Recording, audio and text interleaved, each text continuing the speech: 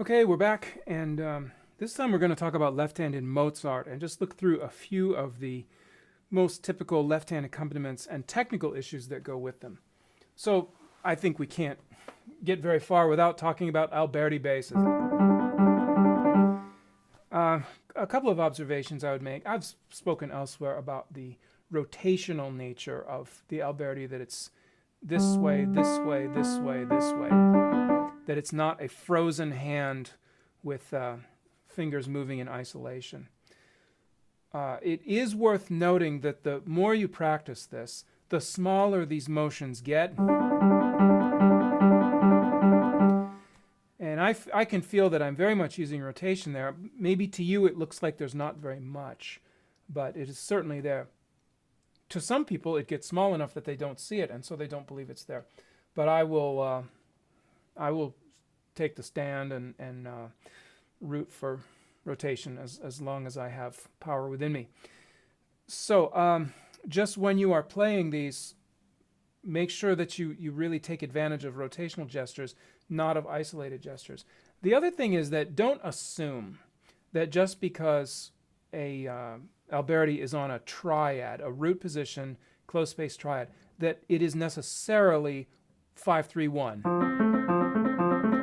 That may or may not be the case.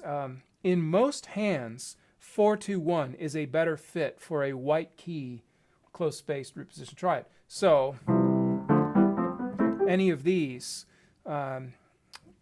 C major, D minor, 4 is actually a better shape. 5 turns the hand slightly in for an adult hand. For smaller children, I would defer to those who teach little kids more than I do. I really haven't taught anyone little for a long time. Now, we have all kinds of other shapes besides triads that also use the same basic rotational gesture. So, for example, we have this first inversion chord with a neighboring tone that then goes here, goes out to an octave. So you have to check with your hand which of those is best. Because of that half step, to me, 5 feels best in all of those. So that's what I would do. And since most people's hands are smaller than mine, that's probably what you would do too. The point is, I would check on it. I would not assume anything. The gesture is still the same.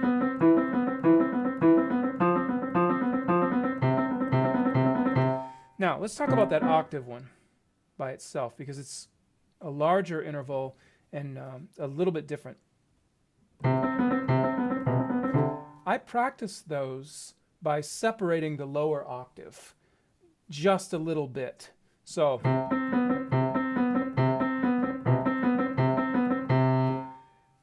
that I don't ever get into this problem. You see what happens when I try to cling to that?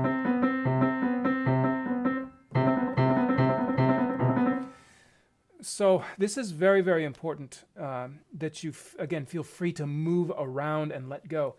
Also notice that depending on the geography, or we should say the topography of the keyboard, these patterns, the octave with the neighboring tone, can take on a very different character. So if we go to A, white with black is wonderful because the black note is higher and farther to the right than the white note would be.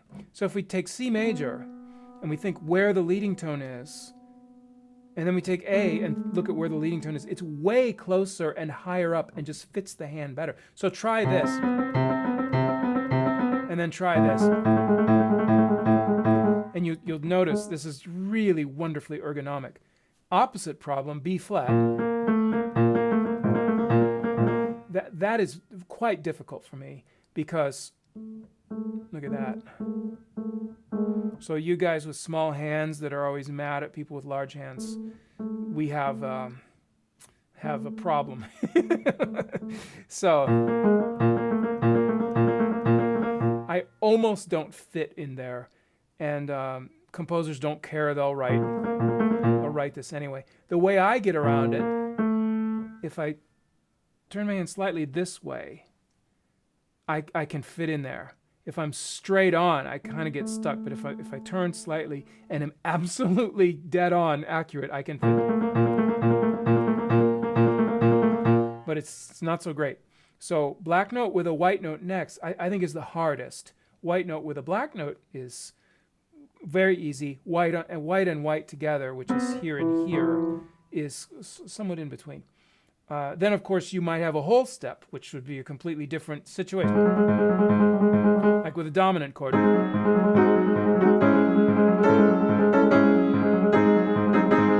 And that, again, I think is about equivalent to playing two white keys. So that could happen. All right, so that's a lovely pattern. It kind of implies pizzicato bass, boom, boom, boom, boom, and a tremolo, maybe like violas. So he's thinking orchestrally. All the patterns in Mozart are orchestral. It's mostly strings in these left-hand parts.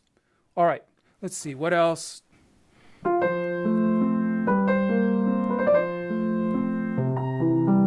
So now we have little triplets.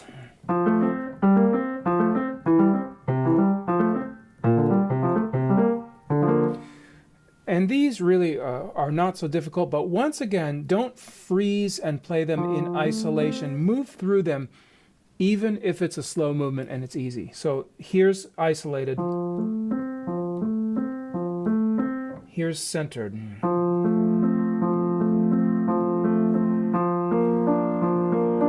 All right, so even the easiest stuff, use the best technique. I'm always a little amazed. Sometimes you'll see someone play something fast, and it's very, very brilliant. And then they'll get to something slow, and they'll just tense up like crazy. I think maybe, they're trying to be musically intense or something. And I just think, why? Why waste effort? Why not get the best sound with the most efficient way? I don't know, it just makes sense to me. So, simple triplets, center through them at the piano.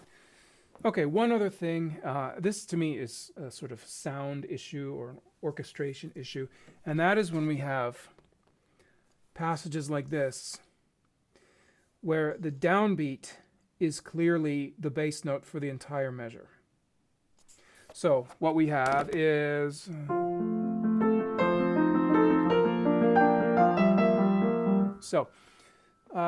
the F is obviously a pedal tone.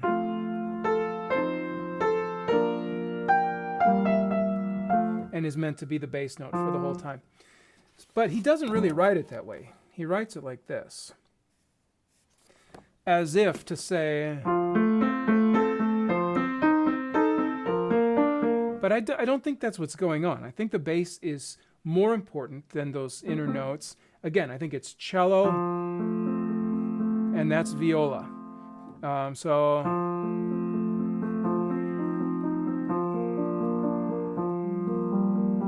That's the sound, right?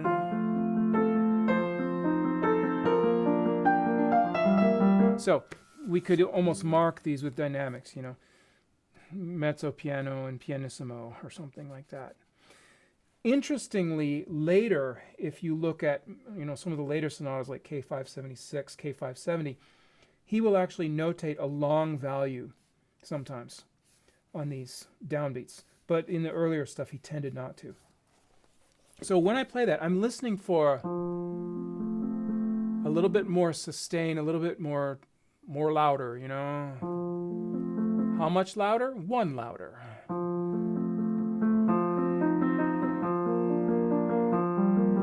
Not.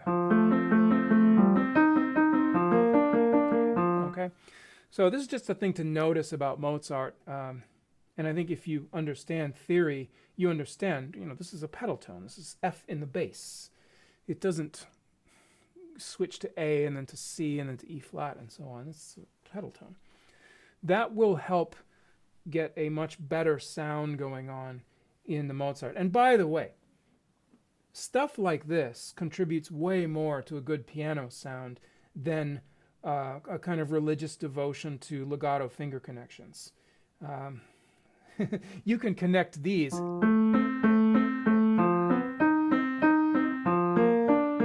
There. there. I connected everything. It still sounds terrible, but... All